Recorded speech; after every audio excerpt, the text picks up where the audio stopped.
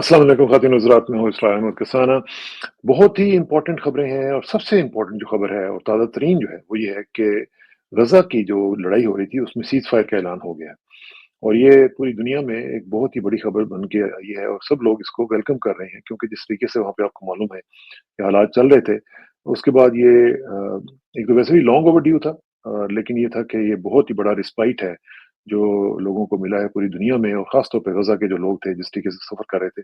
लेकिन उस बदबख्त ने आज भी ये अनाउंसमेंट के बाद भी फिर हमला किया है और फिर उसमें भी तकरीबन 20 के करीब जो फ़लस्तीनी हैं वो शहीद हुए हैं। तो ये इन लोगों की बहुत ही भयानक किस्म का जो चेहरा है, वो लोगों के सामने अब अयां हो चुका हुआ है और उसके बाद मुख्तलिफ जो चीज़ें हैं उसका इम्पैक्ट भी ज़रा देखेंगे उसपे अमेरिका भी अपना-अपना दोनों पार्टीज़ जो हैं बाइडेन और ट्रम्प दोनों क्रेडिट लेने की कोशिश कर रही हैं। अब इसमें क्या क्रेडिट दिया जाएगा लेकिन बहरहाल सूरत-ए-हाल इस तरह की है कि कम से कम फ़लस्तीनियों को कुछ देर के लिए एक मौका मिलेगा साँस लेने का और वहाँ पे जो इमदाद वग़ैरह जानी थी, वो भी शायद अब जल्दी बहाल हो जाएगी। फ़ेज़्ड ये सीज़-फायर है। पहली फ़ेज़ में कुछ तय हुई हैं चीज़ें, फिर दूसरी फ़ेज़ होगी इस तरह करके, तीसरी फिर और आहिस्ता-आहिस्ता चीज़ें जो है वो नॉर्मलाइज़ होंगी। अल्लाह करे कि हो जाए। दूसरी जो चीज़ है वो पाकिस्तान के हवाले से हम देख रहे हैं कि मुख्तलिफ चीज़ें चल रही हैं, बड़ी इम्पोर्टेंट डेवलपमेंट्स हो रही हैं। आपको मैंने सुबह भी बताया था कि इमरान खान साहब जो हैं वो अपनी जगह पे डटे हुए हैं, लेकिन उनके बिहाफ़ पे जो लोग स्टेटमेंट्स दे रहे हैं वो भी उसका भी ज़रा तजिया करते हैं। और ये भी मैंने आपको बताया था कि खबरें आ रही हैं कि आर्मी चीफ़ की मुलाकात हुई है बैरिस्टर गौहर के साथ और ये रिपोर्टेडली जो हमारे ज़राए हैं उन्होंने ये कहा था। उसके बाद अभी तक हमें इंतज़ार है कि बैरिस्टर गौहर इसको डिनाई करें या इसकी तस्दीक करें, क्योंकि अगर उनकी मुलाकात हुई है तब भी, अगर नहीं हुई तब भी वो बताएँ कि क्या हुआ है। और इसके साथ-साथ जो मुज़ाकरात हैं, आपको मालूम है कि कल उनकी बल्कि आज बैठक है उनकी। वो बैठक जो है उसमें क्या निकलेगा? कमीशन का कहा गया है कि दोनों कमीशन बनाएँ, वरना फिर कोई टॉक्स नहीं होगी। हुकूमत जो है मुझे लगता है कि अब वो अपने मुतालबा दे के थोड़ा-सा डिलेइंग टैक्टिक्स का भी कुछ ज़्यादा कर सकती है।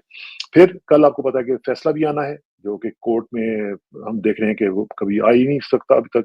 अभी तक हम देख रहे हैं कि जज साहब भाग रहे हैं पीछे-पीछे, इमरान खान साहब भाग रहे हैं और वो फैसला नहीं दे रहे। तो कल देखते हैं कल क्या होता है, कल भी कोई गेम चलेगी या क्या होगा?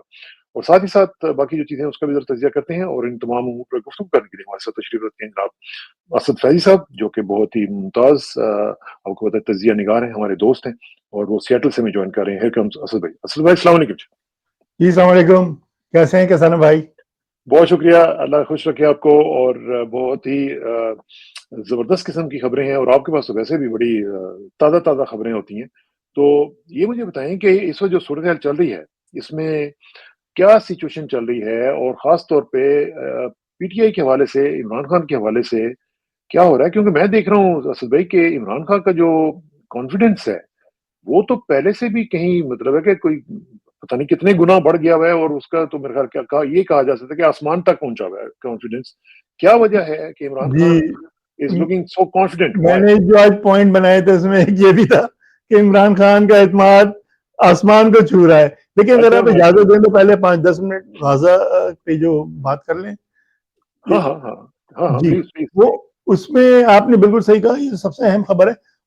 और ये ट्रंप का मुसलमानों के साथ जो बात हुई थी, यूँ समझिए कि उसने ये पहला अपना वादा पूरा किया इस सेंस में। जी, देखें अ, ये आपको मालूम है कि बाइडेन एडमिनिस्ट्रेशन उनका हिस्सा थी। बाइडेन का जो मिल्किन था वो जाके हाँ, हाँ, इज़राइल में कहा करता था कि मैं पहले यहूदी हूँ, बाद में अमरीकी हूँ। ये सारी बातें नोन हैं सबकी। हुँ, और बाइडेन लिप सर्विस किया करता था और ये कहता था कि हम बात करेंगे नेतन्याहू से, और वो कोई अपैरेंटली ऐसा लग रहा था कि वो तो बिल्कुल कोई लिफ्ट ही नहीं करा रहा है।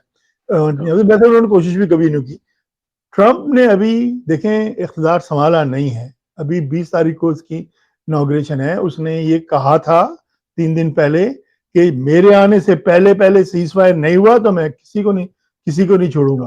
अच्छा, हाँ, इसका मतलब ये हरगिज़ नहीं है कि वो प्रो हमास है या कोई ऐसा नहीं है। हुँ, लेकिन वो ये कह रहा है कि इंसान बन जाओ, टेबल पे बस आओ, नेगोशिएट करो। ये जो तुमने बमबारी कर करके शहरों को, लोगों को तबाह किया है, बर्बाद किया हुआ है, इसको खत्म करो। और हमास का भी एक इसी तरह का पैगाम है कि भाई ये हमले बंद करो, टेबल पे आके बात करो। हुँ, मुसलमान तो बहुत पहले से ये कह रहे हैं कि टेबल पे बात करो, हाँ, हाँ, ठीक है ना? तो ये तो हमारा मौक़िफ़ है कि टेबल पे बात करो, क्योंकि कोई कंपैरिजन नहीं है ना। हमास के पास छोटे मोटे हल्के फुल्के हथियार हैं, ना कोई इनके पास टैंक है, ना कोई मिसाइल है, ना कोई बॉम्ब है, ना कोई एयरक्राफ्ट है इनके पास, और ना कोई कुछ है उनके पास। तो सारी बात है, वहां तो कोई मुकाबला ही कोई नहीं है, वहां तो डेविड और गलायत का मुकाबला है बिल्कुल।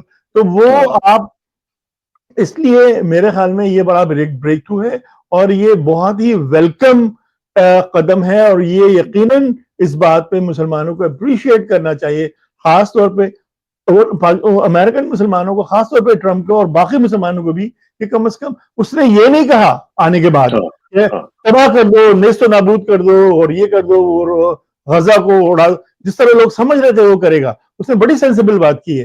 तो मेरे ख्याल से हमें अप्रिशिएट करना चाहिए, और हमें उम्मीद रखनी चाहिए कि ट्रम्प चूंकि एक जुनूनी जंगजू नहीं है, इसलिए उसके सोल्यूशन जंग की तरफ नहीं जाएंगे। ये मैं कह इंशाल्लाह अल्लाह करेगा कि कुछ मामला जो है वो ठीक हो। अच्छा, पाकिस्तान की तरफ आ जाते हैं। पाकिस्तान में जो सिचुएशन चल रही है उसमें देखें, एक तो ये है कि जो इनॉग्रेशन हो रही है उसकी ज़ाहिर है कि अमेरिका में तैयारियां हो रही हैं। और बाय द वे खातिन हज़रात, मैं आपको बताता चलूं कि जो इनॉग्रेशन है उसमें हमारे लोगों ने तो बड़ी कोशिश की है, लेकिन बिलावल को दावतनामा मिल गया है, किसी न किसी तरीके से उन्होंने मैनेज कर लिया है। नहीं मिला, मैं बताता हूँ, कोई दावत आई एक्सप्लेन टू यू। अच्छा, वो झूठ है वो सारी, ये तो ये इतनी पीपल्स पार्टी पहले मैंने बाद में डिस्कस करना था, लेकिन हम उसको अभी डिस्कस कर लेते हैं। ये असल में ना बड़ा कंफ्यूजन है लोगों को, और ये बहुत लोगों को पागल बनाते हैं।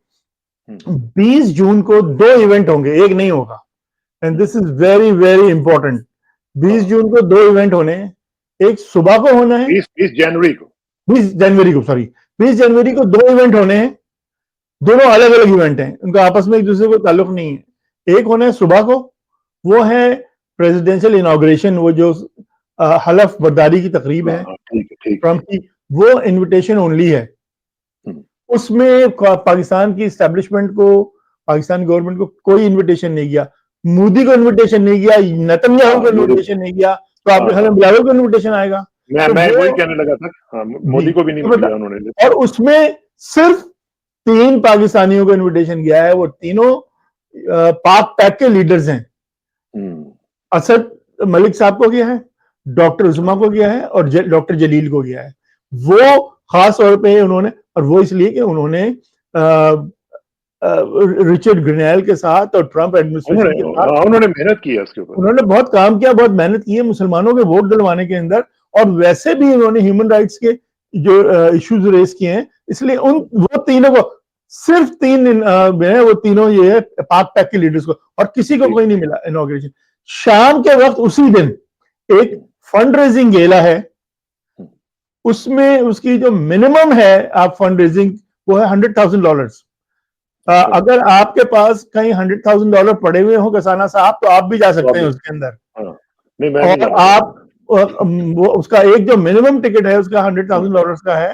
आप और वो जो होता है ना इवेंट, वो ये हर प्रेसिडेंट, जैसे ट्रम्प के साथ नहीं, हर एक के साथ यही होता है। वो जो फंड रेजिंग गेला जो होता है, उसके अंदर आप उसमें जो भी पैसे दे आगे, बेसिकली कोई भी पैसे देके जा सकता है, और यही वजह है कि उसके अंदर आपको दुनिया भर के लॉबिस्ट नजर आएंगे, बिजनेस लॉबिस्ट नजर आएंगे आपको, बिजनेस के जिनके बिजनेस इंटरेस्ट हैं, जो फॉरेन कंट्रीज के जो लॉबिस्ट हैं, वो सारे नजर आएंगे उसके अंदर। तो अगर बिलावल साहब ने $100,000 का लूट मार के इतना जोड़ा है, तो अगर 100,000 का टिकट खरीद लिया है तो उसमें क्या बड़ी बात है? वो सिंध गवर्नमेंट से ही कहना है ना, तो वो तो कोई मसला नहीं है ना, वो $100,000 वो $100,000 तो मिनिमम स्टार्टिंग है ना, तो हो सकता है वो। अच्छा, ये होता है उसके अंदर भी गेला है, फंडरेजर है, जिससे सारे फंडरेजर होते हैं, आपने देखा यहाँ भी, वहां पे भी, आपके टोरंटो में वहां पे भी होता होगा, आप जहाँ हैं वहां पे।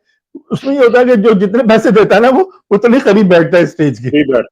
एक तो वो जो होती है कि वीआईपी टेबल होती है, एंटर तो हो जाएंगे ना, एंटर हाँ, तो वो एंटर होकर कहीं दूर दराज कहीं पीछे बैठेंगे, डिपेंड करता है। अगर उन्होंने को $1 मिलियन दिए तो ज्यादा करीब बैठेंगे, और अगर 100,000 दिए तो वो पीछे बैठेंगे। तो ये इसका इनॉग्रेशन से ताल्लुक नहीं है, ये वो सेल्फीज तो बना लेंगे ना, वो तो मतलब अपनी मार्केटिंग तो कर लेंगे। मेरे नहीं ख्याल है, मैं शर्त लगा के सकता हूँ कि कोई चांस नहीं है कि ये ट्रम्प के साथ सेल्फी इनकी बन सके। हाँ, ट्रम्प के स्टाफर्स के साथ हो सकता है कोई सेल्फी बना जाए। वहां पे होता यही है ना कि वो जितने पैसे दिए हैं वो रैंक के हिसाब से, और जितने आप इंपॉर्टेंट हैं तो उस हिसाब से फिर आपकी सेल्फियां बन रही होती हैं। यहाँ पे भी कसाना साहब जब यहाँ इलेक्शन आते हैं ना अमेरिका में, तो आप आई एम श्योर वहां पे भी यही होता होगा, टोरंटो अभी आने वाले हैं आपके इलेक्शन, उसने तो उसमें ये होता है कि जब फंड रेजिंग कर रहे होते हैं तो जो आपके यूएस सेनेटर्स होते हैं, ये होते हैं, आप इनको पैसे दें, आप इनको डोनेट करें इनकी इलेक्शन कैंपेन के अंदर, हाँ, हाँ, फिर वो तस्वीरें भी बनवा लेते हैं। जाके तस्वीर खिंचवाएं। यहाँ हाँ, पे भी हाँ। होते हैं, जो अटॉर्नी जनरल खड़ा हो रहा है वहां पे उसका स्टेट ऑफ वॉशिंगटन का, आप जाए वहां पैसे वैसे दें उसको, वो बाहर खड़ा रहता है, आगे आप सब खड़े होकर तस्वीरें भी बनवाते हैं, लोग लाइन लगा के हाँ, तस्वीर हाँ, यू बनवा राइट, रहे होते यू हैं। राइट। हाँ, ये तो तो है। वो तो मेरे नहीं, लेकिन मेरे ख्याल में अच्छा, लेकिन ट्रंप के पास इतना टाइम नहीं है कि वो इनके साथ तस्वीर में, हाँ ट्रंप के किसी स्टाफर के साथ, किसी के साथ शायद बन जाए तस्वीर, मेरा ये अच्छा, समझता हूँ। ठीक है, लेकिन एक चीज़ मुझे बताएँ कि अभी आपने पाक पैक का ज़िक्र चूँकि कर ही दिया है, तो मेरा ख़्याल है कि उसको भी ज़रा थोड़ा-सा सॉर्ट आउट कर लेते हैं, कि पाक पैक के ऊपर एक क्रिटिसिज़्म आ रहा है आजकल, और मैं देख रहा हूँ कि लोग कह रहे हैं जी कि पाक पैक में इन्फिल्ट्रेशन हो गई है, पाक पैक में ये हो गया है, वो हो गया है। इवन जो लीडर्स हैं, जो हमारे प्रोग्राम में भी आए थे, उनके ऊपर भी क्वेश्चन्स उठ रहे हैं।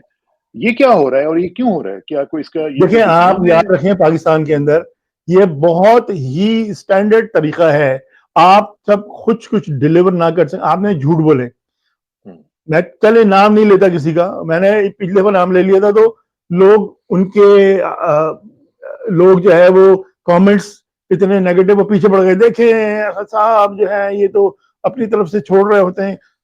चले मैं ऐसे में नाम नहीं लेता हूं, आपको सबको पता है, आपने इतना झूठ बोला कि आपके तो ट्रंप के जाती ताल्लुकात हैं, आप जो है वो जो है वो तो अच्छी तरह टीवी, मैंने खुद सुना वो प्रोग्राम में बैठ के कहते थे कि मेरी रिचर्ड ग्रिनेल से 4 दफा मुलाकात हो चुकी है, एक साहब हुँ, फरमा रहे थे।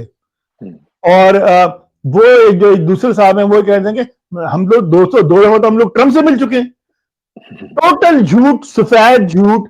वो तो साबित हो गया जब वक्त ने, अल्लाह ताला ने कुछ खुद ही ऐसा कर दिखाया कि रिचर्ड ग्रनेल ने वो पाक पैक वालों की तस्वीरें वहां पे खुद ट्वीट की, उसने, इन्होंने हाँ, नहीं हाँ, ट्वीट की, हाँ, उसने ट्वीट की, और उसने तारीफ की इनकी और वो की। अब असद मलिक पिछले दिनों पाकिस्तान गया हुआ था, भाई पाकिस्तान गया हुआ था, उसकी फैमिली वहां रहती है, उसे देखें जी वो तो मिलिट्री स्टैब्लिशमेंट से मिल रहे हैं जी, क्या आप खुद कुछ करेंगे नहीं, किसी काबिल नहीं है आप, आपने पैसे मिलियंस ऑफ डॉलर बर्बाद किए हैं आपने, चले मैं ये नहीं कहता हूं आपने खाए हैं, आपने बर्बाद किए हैं लोगों से लेके, पीटीआई के आप बंदे हैं, लोग आपको देते हैं, आपने लॉबी, आपने कहा कि हम एक लॉबी हायर करेंगे, कोई नतीजा नहीं निकला उसका, फिर आपने पता नहीं क्या कहा कि हम एक मीडिया पर्सनल हायर करेंगे और उसको पता नहीं क्या 25,000 50,000 डॉलर महीना दिया करेंगे, कोई नतीजा नहीं निकला उसका।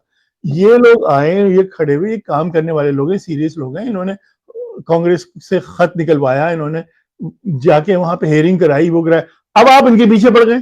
जो हुँ, आदमी जो काम करे वो उसके पीछे पड़ जाना, ये हमारा वो कौमी खेल है, ये वतीरा है। कौमी खेल हुँ, हॉकी नहीं है हमारा, ये है। हुँ, तो इसलिए जो बिल्कुल। है मेरे मेरे तो बिल्कुल ही, मैं जितना काम उन्होंने, चले मैं इनसे पूछता हूँ, आप कोई, ये तो प्रूव उन्होंने जो काम किया है ना, देखिए वो तो प्रूवेबल है ना, कांग्रेस की हेयरिंग हुई है, नज़र आ रहा है, नज़र आ रहा है। प्रूवेबल है, लेटर लिखवाया हुआ प्रूवेबल, ये तो थोड़ी कह रहे हैं, वो तो जो कांग्रेस मैंने सेंटर से वो कह रहे हैं ये बात, आप अपना कोई प्रूवेबल वर्क दिखा दिए, हमने ये किया है या हमने वो किया है, वो तो ये कुछ भी नहीं होता। बेकार की बातें हैं।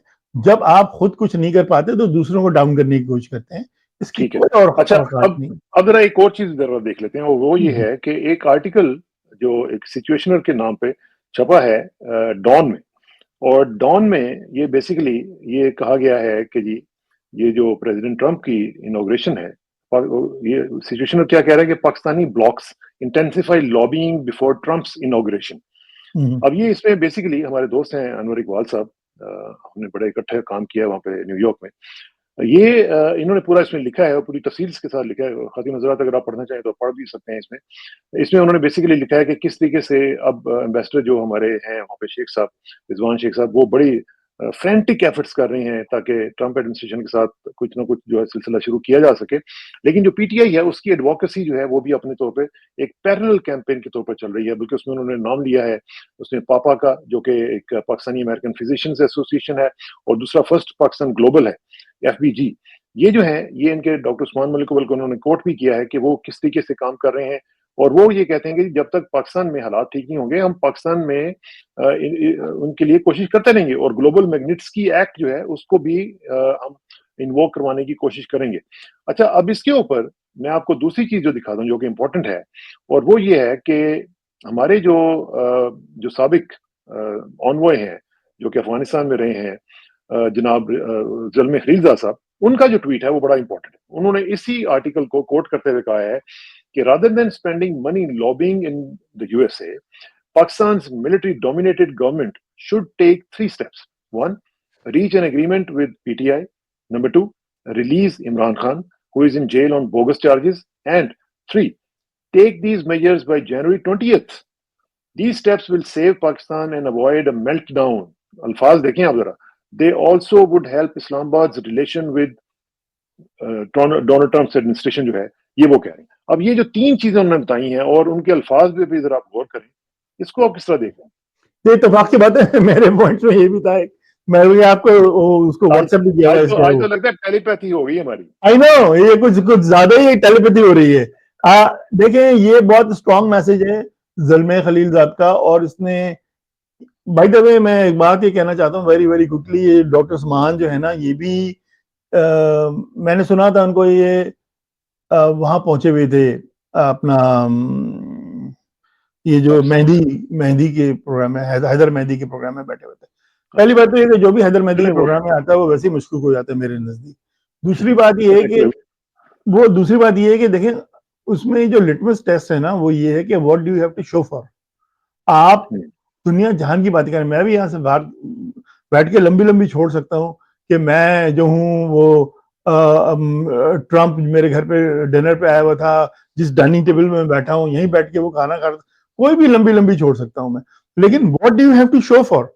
जब तक डॉक्टर उस्मान जो हैं, मैं चले उनको, उनकी नीयत पे शक नहीं करता, लेकिन जब तक वो कुछ हमें दिखाएंगे नहीं, बातें करने के लिए तो पाकिस्तानी पूरी कौम पड़ी हुई है. एक दफा वो आया था प्राइम मिनिस्टर उसका सिंगापुर का, तो वो कहता है ये कौम सिर्फ बातें करती है, काम कोई कुछ नहीं करता है. मैं जिस आदमी से भी पूछता हूँ वो मुझे इतने जबरदस्त प्लान बनाता है, इतनी जबरदस्त एनालिसिस और स्ट्रेटजी होती है, करता कोई कुछ नहीं है पाकिस्तान के अंदर. तो ये मुझे, इसलिए मैं उस दिन डॉक्टर उस्मान की बड़ी इज्जत करूंगा जिस दिन वो कोई आउटपुट प्रेजेंट करें, जिस दिन कहें कि मैंने ये किया, मेरी लॉबिंग एफर्ट की वजह से ये कांग्रेस ने या सेनेट ने लेटर लिखा, या ये हियरिंग हुई, या ये एडमिनिस्ट्रेशन का जो एक उनका जो कैबिनेट के मेंबर है, ये उसकी इंडोर्समेंट है.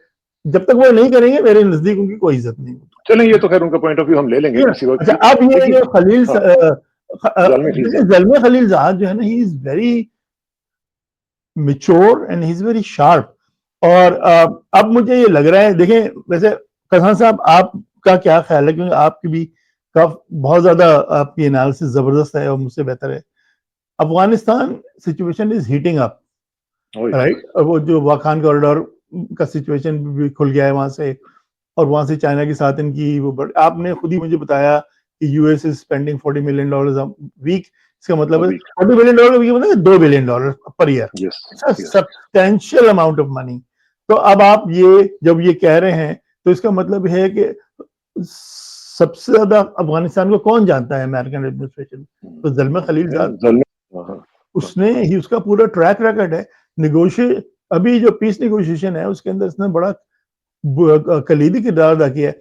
मुझे ये लग रहा है कि ऑल दीज थिंग्स, और अभी जो इसने जो बयान दिया, इससे भी लग रहा है कि Zalmay Khalil soon find Zalmay Khalilzad playing a very significant role in that region, especially. अब इसमें ये देखें ना, जो आप कह रहे हैं ना, ये मुझे तो ये लग रहा है कि ये बहुत ही, अगर उनको कोई पोजीशन मिल जाती है तो ये बड़ा खतरनाक होगा जो हमारी इस वक्त मौजूदा रजीम है उसके लिए. देखिए, आप अल्फाज सुने, ये जो कीवर्ड्स होते हैं ना, ये बड़ा इंपॉर्टेंट होते हैं. फॉर एग्जांपल, उन्होंने कहा कि reach an agreement with PTI. दूसरा उन्होंने कहा कि release Imran Khan who is in jail on bogus charges. देखिए, ये ऑपरेटिव वर्ड है, बोगस चार्जेस. हाँ, यहाँ पे वो अपना एडिटोरियलाइज कर रहे हैं और बता रहे हैं कि भी जो आप कर रहे हैं ये बोगस है. नंबर 3 कहते हैं, take these measures by January 20th. साथ डेडलाइन से पहले. हाँ, जनवरी 20th से पहले कर लो, वरना फंस जाओगे, मसला खराब हो जाएगा. और उन्होंने ये कहा है कि मेल्ट डाउन हो सकता है, अगर आपने ना किया तो अवॉइड करो मेल्ट डाउन को. मेल्ट डाउन ये क्लियर है, हो सकती है मेल्ट डाउन की. ये तो इकोनॉमिक मेल्ट डाउन की बात कर रहे हैं ना, इसका मतलब है कि IMF नहीं, वो भी है, और इसमें पॉलिटिकल और स्ट्रेटेजिक मेल्टडाउन भी हो सकता है. देखें ना, अगर जो हमारी प्रेजेंट रजीम है वो फारिग हो जाती है अंडर द प्रेशर और बिल्कुल खत्म हो जाती है, केव इन कर जाती है, तो फिर वो मेल्टडाउन ही है ना. वो तो केव इन नहीं होगा. उसका मैकेनिज्म ये हो सकता है ना, उसका मेरा एक पॉसिबल सिनेरियो ये है कि IMF आपको मना करते पैसे देने से, EU हाँ, आपके ऊपर पाबंदियां लगा दे, और टैरिफ। वो आने वाले हैं, वो हाँ आने वाले हैं। अब ये जैसी ट्रंप की एडमिनिस्ट्रेशन आनी है, इसके जी फौरन बाद उनका ट्रिप जो है वो ड्यू है। अब जी ज़ाहिर है कि ट्रंप एडमिनिस्ट्रेशन का मूड देखेंगे ना कि भाई इनको देना है कि नहीं देना। जी। अब यही मैं कह रहा हूं कि वो शायद इसकी तरफ भी हिंट करा रहा है कि तुम्हारा बहुत बुरा हशर होने जा रहा है, इंसान के बच्चे बन जाओ, ये जो तुम हरकतें कर रहे हो उससे बाज आ जाओ। तो ये मैं उसको सलीस उर्दू में इस तरह ट्रांसलेट कर रहा हूं कि वो ठीक ये है। कह रहा है। अच्छा अच्छा, साथ ही साथ आप ज़रा मुझे बताएँ कि ये जो मुज़ाकरात की सिचुएशन चल रही है, आज मुज़ाकरात की बैठक होनी है। इसमें जो पीटीआई ने और इमरान खान ने जो मुतालबात रखे हैं, वो तो कहा है साफ-साफ कि जनाब कमीशन बना दें और लोगों को रिहा कर दें। अब अगरचे हम देख रहे हैं कि जी लोगों को रिहा तो नहीं किया जा रहा, लेकिन कम से कम कुछ थोड़ा-सा जो शिकंजा था उसको थोड़ा-सा ज़रा वो हल्का करने की कोशिश की जा रही है।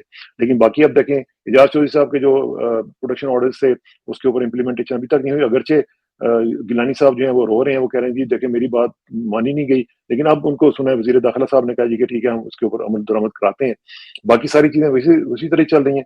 तो क्या आप समझेंगे कि आज या कल 2 दिन 3 दिन के अंदर-अंदर इनको कुछ ना कुछ तो शो करना पड़ेगा?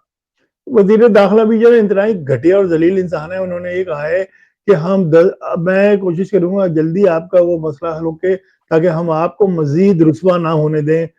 आप रुसवा हो रहे हैं भाई, वो रुसवा नहीं हो रहे हैं, वो तो जेल के अंदर बैठे हैं।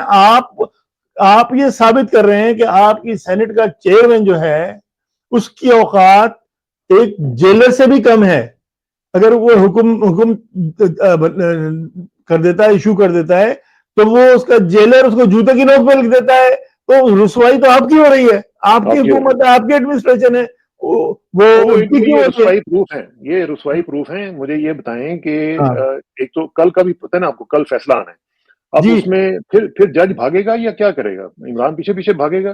क्या देखिए वेरी हो क्या रहा अभी है? ना मेरे ख्याल से देखें फजान साहब, मुझे बार-बार खान साहब की बात याद आती है। एक तो ये पढ़े लिखे नहीं है और फिर कुछ समझने की कोशिश भी नहीं करते। इनके साथ वही 70s की प्लेबुक है, सर पे तलवार लटकाई हुई है फैसले की। अगर तुम ये करोगे तो ये फैसला आएगा, वो करो। इमरान कहता है भाई मुझे नहीं चाहिए तुम्हारा, तुम मैं 100 साल और रहता हूँ जेल के अंदर, मुझे मत रिहा करो। क्यों तुम मुझ पे एहसान कर रहे हो रिहा करके? ये समझ रहे हैं कि इमरान को अगर हम वो डैंगल करेंगे कैरेट के, हम तुम्हें रिहा कर देंगे तो वो हमारी बात मान जाएगा। वो बात मानने वाला अगर होता तो वो पहले नहीं बात मान जाता, 1.5 साल आपकी पहले। गट फीलिंग क्या है? आपकी गट फीलिंग क्या मेरे कहती ख्याल है? में ये है कि ये उसको कल का जो सेशन होगा, नेगोशिएशन का सेशन होगा, वो लास्ट होगा। Last in in the sense कि खान साहब ने वैसे ही कह दिया है कि अगर तो इन्होंने कोई रिजल्ट प्रोड्यूस नहीं किया गवर्नमेंट ने, तो दिस खान साहब तो कह चुके हैं that would be the last session, और तुम then you guys need to walk out. नहीं, जब वो जो जो इसका जो जज का फैसला है, वो आप समझते हैं कि वो वो मैं कल वही वही तो बता रहा हूँ, ये जब वॉकआउट करेंगे तो जज का फैसला जो है इमरान खान के खिलाफ आ जाएगा। हुँ, ये मैं कह रहा हूँ आपसे। क्यों उसकी इन्होंने ये डैंगल किया हुआ है कि तुम लोग क्यों, अब देखिए ना क्यों बार बार आगे कर रहे हैं, क्यों टाइमिंग इस तरह की क्यों रखी है? वो इसलिए रखी है कि तुम निगोशिएशन में हमारी कंडीशन मान लो, हम तुम्हारे हक में फैसला दे देते हैं। वो जब वॉकआउट ही कर जाएगी पीटीआई, तो फिर इनके पास कोई वो बचेगा नहीं इंसेंटिव। तो वो जाके वो मेरे ख्याल से, और उसमें इमरान खान को कोई नुकसान नहीं होना है, बल्कि इमरान खान को फायदा होना है उसका। वो जितने ही फैसले उसके खिलाफ आते हैं उसकी पॉपुलैरिटी बढ़ती है, उसकी इंटेग्रिटी का जो है वो उसमें इजाफा होता है, जो पब्लिक व्यू है उसका ज्यादा पॉजिटिव होता है। आने दें ये फैसला, और आने मेरा मेरे ख्याल में आ मेरा जाएगा। वैसे मेरा ज़ाती तौर पे ये ख़्याल है कि इमरान खान के खिलाफ फैसला ये नहीं देंगे, मेरा जहाँ तक ख़्याल है। इसलिए कि उसकी जो इंटरनेशनल कॉनोटेशंस होंगी, वो फिर यही होंगी कि जी you are going back to square one. और बैक टू स्क्वायर वन पे जाना इनके लिए बहुत ही मुश्किल होगा, क्योंकि time they are running against the time. अगर इस तरह की चीज़ उन्होंने की, तो फिर मसाइल जो है इनके लिए बहुत शदीद हो जाएंगे। बकौल ज़ालिम खलीलज़ाद के फिर मेल्टडाउन की तरफ ये बढ़ेंगे। तो इसलिए मेरा देखिए ख्याल है कि फैसला ये इमरान खान के अगर खिलाफ नहीं आना तो हक में भी नहीं आना है, तो फिर तो यही मतलब है कि होगा कि वो आगे बढ़ जाएगा उसके मजीद खिलाफ नहीं एक। करेंगे, या तो उसको डिले कर देंगे, जी या इसको डिले कर देंगे, या फिर ये है कि उसके खिलाफ नहीं देंगे। मेरा मेरा जहाँ तक ख्याल है, क्योंकि अगर ये खिलाफ देंगे तो इसका मतलब है कि ये they are taking on the US administration. और अगर वो करते हैं तो फिर इसका मतलब है कि बहुत ही मेरे खतरनाक हो ख्याल में सकता है जो इनका। इन्होंने 3 दफा फैसला आगे किया है, वो उसकी मोटिवेशन ये थी कि किसी तरह वो एक सॉर्ड लटका के रखे इमरान खान के सर पे कि हमारी बात मान लो वरना तुम्हारा ये अच्छा होगा।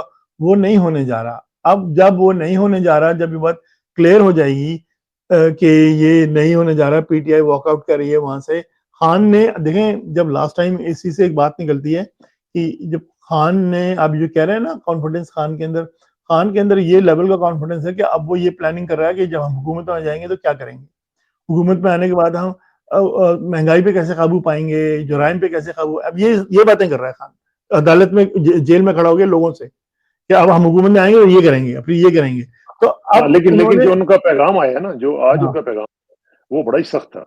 और उन्होंने ये भी एक तो कह दिया है इमरान खान साहब ने कि जी आप 8 फरवरी को यौम सियाह के तौर पर मनाएं, जी, क्योंकि मैं साल हो सिर्फ आ रहा था, गया। बिल्कुल और कि दूसरी वो, सारे का सारा स्क्रिप्ट लगता है मैंने आपका पढ़ा था। बिल्कुल बिल्कुल देखिए ये जो है खान ने आज इतनी डांट लगाई है अपनी टीम हाँ, को।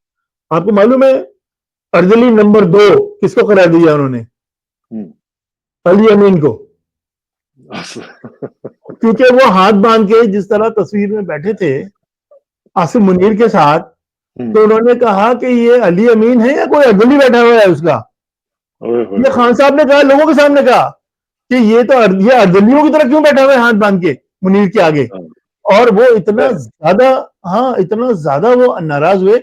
और अली अमीन से ही वाज सो अनहैप्पी कि उन्होंने कहा कि मैंने तुमको आखिरी में तुम्हें वार्निंग दे रहा हूँ, ये जो हमारी तस्वीरें आती है ना, इतने खुश जोशीले और गर्म हाँ, तुम जो है तस्वीरें खिंचवा रहे होते हो इस्टेब्लिशमेंट के साथ, मोहसिन नकवी के साथ, आसिम मुनीर के साथ, अब दोबारा नहीं आनी चाहिए ऐसी कोई तस्वीर तुम्हारी, ये लास्ट वार्निंग है तुम्हें।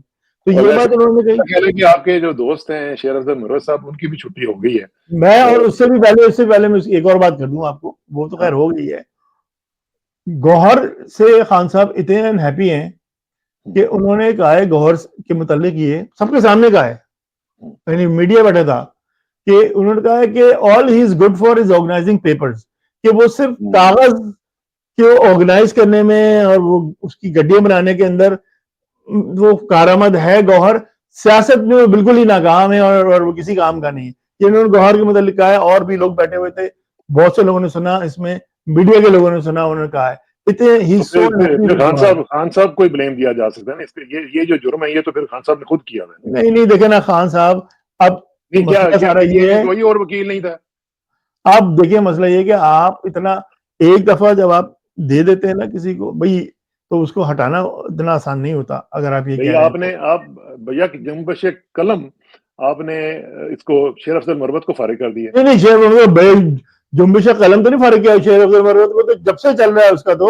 शेर अफजल मरवत को तो कई दफा शो कॉज इशू हुए, कोई मैं ख्याल से 10वीं 12वीं दफा शो कॉज इशू हुआ है, लेकिन हरकतों से बाजी नहीं आता अपनी। खान साहब ने कहा चलो फारिग कर दो उसको, अब एक फाइनल शो कॉज दे के फारिग कर दो। भाई आप जब, आप पहले आपको खान साहब 3 दफा माफ कर चुके हैं, आप गए माफिया मांगने के लिए, आप बात ही नहीं खान साहब आते। ने असाइनमेंट दे दिया है आपको, आप दूसरा असाइनमेंट दे दिया, आपको समझाया है बैठा के कि अब तुम किसी के कोई झगड़ा नहीं करोगे। वो बाहर आता है और ये कहता भी है टीवी, मुझे जितना याद है कि खान साहब ने मेरी बड़ी सजनिश की और मुझे कहा है कि मैं अब किसी से नहीं लड़ूंगा, तो मैं आज के बाद से किसी से नहीं लड़ूंगा। आपको अपने पर काबू सबका ही झूठ। नहीं है। अब जाके फिर अभी दोबारा लड़िए, अब फाइनली वो जाके आप सलमान राजा बोलता तो बेचारा है नहीं, उससे भी लड़ लिया अब जाके, तो खान ने कहा यार इसको फायर करो अब, क्योंकि ये बहुत ही, देखिए नेगेटिव एनर्जी बहुत होती है ना, वो आपको नेगेटिव। आपको आपको सैप कर देती है आपकी एनर्जी, टॉक्सिक लोग। और तीसरी बात अच्छा, खान लेकिन साहब ने, एक चीज जो, हाँ जी प्लीज गो अहेड बताएं। मैं कह रहा हूँ एक बात और है, खान साहब ने शेख वकास को कहा है कि मुतल्लिक कहा है, वो आए तो नहीं थे, उन्होंने कहा शेख वकास से कहो कि वो पीटीआई का स्पोक्समैन है या अली अमीन गंडापुर का स्पोक्समैन है, किसका स्पोक्समैन है। हम्म, और वो केपी में क्यों बैठा हुआ है अपने खानदान के साथ, उसको इस्लामाबाद में होना चाहिए। हाँ, उसको तो पीटीआई की नुमाइंदगी करनी चाहिए, वो तो जाके अली अमीन की नुमाइंदगी कर रहा होता है वहां पे। हाँ, ये खान साहब हाँ, ने इस वहाँ पे दफा, सेफ है ना सब। अपने अपनी वहाँ पे बनाई हुई है ना, इन्होंने दुकानें बनाई हुई है। खान साहब ने ठीक ठाक डांट लगाई है इन सबको, ये नाम ले सेफ लेके हेवन्स है ना एक एक इनके। का। हाँ, हाँ। लेकिन एक चीज है, उन्होंने जो सिकंदर सुल्तान राजा जो है चीफ इलेक्शन कमिश्नर साहब, उनकी छुट्टी अब चूंकि होने वाली है लेकिन होगी नहीं, तो उसके उन्होंने कहा जी कि आर्टिकल 6 अगर लगाना हो तो इसी के ऊपर लगाना चाहिए। और मुझे ये भी इतलात मिल रही है कि अव्वल तो ये जाएगा नहीं अभी, जब तक ये कोई नया नहीं आता, और नया लगाने की तैयारियां जो है वो काजी फायद ईसा साहब के लिए हो रही हैं। ये क्या चक्कर है? देखिए ये मेरे ख्याल में इस तरह की शुलियां छोड़ते रहते हैं थोड़े थोड़े दिनों में, कि अब हम ये कर देंगे, हम वो कर देंगे। काजी फायज ईसा इतना ज्यादा बदनाम हो चुका है, इतना ज़्यादा ज़लील हो चुका है कि मेरे ख़्याल में अब शायद वो इतना इसको बर्डन है ये, वो इट्स अ बर्डन बन हाँ, चुका वो है। बिल्कुल ही बर्डन है, वो उसके हाँ, अंदर मेरे ख़्याल हाँ। से ये उन्होंने और मैंने सेपरेट कल बल्कि कल मैंने उनसे लोगों से कहा भी था कि जब इन दोनों का आप नाम सुना करें तो फिर मैं चुप कर गया, मैंने कहा नहीं यार कुछ नहीं कहना चाहिए। नहीं वो हमें डर भी बिल्कुल लगता है। सही उस तो वो इनके लोग काज़ी नहीं, जब इनका नाम सुने तो ला हौला वला कुव्वत इल्ला बिल्लाह हाँ, करके। काज़ी के मुतालिक जो इंट्रोडक्शन उसका वो जो है तो वो बहुत अच्छा हमारा दोस्त जो है सिद्दीक जान वो बहुत अच्छा इंट्रोडक्शन करा रहा होता है, वो उसी काबिल है कि वो उनको इस तरह चलें, इंट्रोडक्शन इसमें एक आप चीज़ मैं जाते-जाते जी जाते-जाते ये ज़रा बता दूँ कि आज यूके में जो ब्रीफिंग होनी थी वो हुई है, लेकिन वो कोई इतनी कामयाब ब्रीफिंग नहीं हुई है। उसमें हमारी इत्तलात के मुताबिक वहाँ पे थोड़ा-सा सैबोटाज करने की भी कोशिश की गई है और ज़ाहिर है कि वहाँ पे पाकिस्तानी जो सफारत खाना है, वो भी एट प्ले था और कुछ लोग उन्होंने भी किए हुए थे, बंदोबस्त किया हुआ था और वो बहुत ज़्यादा कोई इम्पैक्टफुल ब्रीफिंग नहीं हुई है। तो ये this is not good actually. तो ये जो सिलसिला चल रहा था वो ठीक नहीं हुआ। बहरहाल असद भाई इसके ऊपर हम इंशाल्लाह किसी लाइव प्रोग्राम में हाँ मज़ीद और मैं गुफ्तगू एक करते हैं। आखिर में एक हाँ, और मेरे जहन में एक पॉइंट है अगर आप चाहें तो आज जी, डिस्कस कर लें प्लीज़ प्लीज़ गो अहेड। तो असल में देखें कसाना साहब तारीख में ना बहुत से अहम पॉइंट्स आते हैं बहुत ज़्यादा अहम वाक़यात होते हैं पॉइंट्स आते हैं उस वक्त आपको लीडरशिप की कमी महसूस होती है और ज़रूरत होती है हुँ, इस वक्त इस तारीखी मोड़ पे इमरान खान का ना होना हुँ, इतना ज़्यादा पाकिस्तान के लिए नुकसानदेह है इतना ज़्यादा उनकी कमी महसूस हो रही है कि मैं आपको बस क्या बताऊं चाइना ने थोड़े ये अनाउंस किया है एक कि चाइना एक रन ऑफ द रिवर जो दरिया पे एक तो होता है ना दो तरह के डैम डैम बना होते रहे हैं हैं, ब्रह्मपुत्रा हाँ पे, run of the river dam बना रहा है जो कि इंडिया में उनका यालोंग जांगबू रिवर के ऊपर और दुनिया वो का सबसे बड़ा डैम, है दुनिया का सबसे बड़ा डैम बना। जी उनका सबसे बड़ा 60 गीगावाट्स 60 का जो है वो डैम 60,000 होगा हाँ, क्योंकि वो चाइना 60,000 ये कहता मेगावाट। है कि हमारी जो नेट जीरो प्रॉमिस है 2030 का उसको फुलफिल करने के लिए जरूरी है कि हम एनर्जी में इंडिपेंडेंट हो जाए ये और जो इंडिया रो रहा है उसके ऊपर। जी जो यरोंग ये जो येलोंग जांगबू रिवर है ये हाँ, वही चाइना और इंडिया के बॉर्डर पे जब जो ये इंडिया में इंडिया में आके ब्रह्मपुत्रा बन जाता है। जी बिल्कुल ये ब्रह्मपुत्र बन जाता है इंडिया में और ये पूरा इंडिया सफर करते हुए बांग्लादेश भी जाता है। ये बांग्लादेश में बांग्लादेश जाता है और वहां पे जो है वो बांग्लादेश के अंदर जाने के बाद उसका नाम जो है वो वो क्या हो जाता है बांग्लादेश पद्मा हो में जाता है पद्मा हाँ, रिवर हो जाता है उसका नाम तो ये इतना बड़ा दरिया है अब और इंडिया उस पर ऑब्जेक्शन कर रहा है कह रहा है कि जी हमारा ये पानी डैम बना दिया पानी रोक देंगे आपने इंडिया देखें इंडिया ने खुद पाकिस्तान के साथ एग्जैक्टली यही किया हुआ है कि जी, जी। बगलियार डैम बना दिया है चनाब के ऊपर इन्होंने हाँ, हाँ, और और गोल्ड कृष्णगंज में कॉन्फ्रेंस हाइड्रो पावर बना दिया है इन्होंने नीलम के ऊपर नीलम जो झेलम की ट्रिब्यूटरी है उसके ऊपर हाँ, हाँ, हाँ, तो आप अगर करें और ये बिल्कुल खुली वायलेशन है इंडस वाटर ट्रीटी की जी, जी। ये उसमें बनाया उन्होंने तो आप करें तो वो सही है और हम करें तो जो है तो वो हराम है इस पे हमारे फॉरेन ऑफिस को टेकअप करना चाहिए ना, हमारा फॉरेन ऑफिस भी तो सवाल हमारे बनता है ना पास कोई उनको भी। लीडरशिप ही नहीं है आज हाँ, इस वक्त इमरान खान की कमी महसूस हो रही है कि इमरान खान हाँ, इसको हाँ, हर वो तो है। फोरम पर जाने लेकिन के ना उसकी कमी तो हर जगह पे आपको महसूस हो रही है। आज जी ही देख लें आप पेट्रोलियम प्राइसेस बढ़ा दिए ना इन्होंने। जी जी जाते-जाते बिल्कुल अब बिल्कुल इनको पता है कि हो सकता है हमारी छुट्टी हो जाए, तो जितने पैसे बन सकते हैं, भागते चोर की लंगोटी ही सही। चलें कुछ ना जी कुछ तो करें ना। चलें इसके ऊपर गुफ्तगू जारी रहेगी इंशाल्लाह और जल्दी ख़वातीन हज़रात आपसे मुलाकात होगी। आखिर में दुआ कि मेरी इज़्ज़त के लिए काफ़ी है कि मैं तेरा ही बंदा हूँ। मेरे फ़ख्र के लिए काफ़ी है कि तू ही मेरा परवरदिगार है। तो बिल्कुल उसी तरह जिस तरह मैं चाहता हूँ, मुझे भी उसी तरह बना जिस तरह तू चाहता है। स्पुरदम व तुमाए खेचरा, तू दानी हिसाबे कमो बेचरा। मुझे इस रक़्साना को असद फैज़ी साहब के साथ इजाज़त दीजिए। जल्दी मुलाकात होगी इंशाल्लाह। अल्लाह हाफ़िज़। अस्सलाम वालेकुम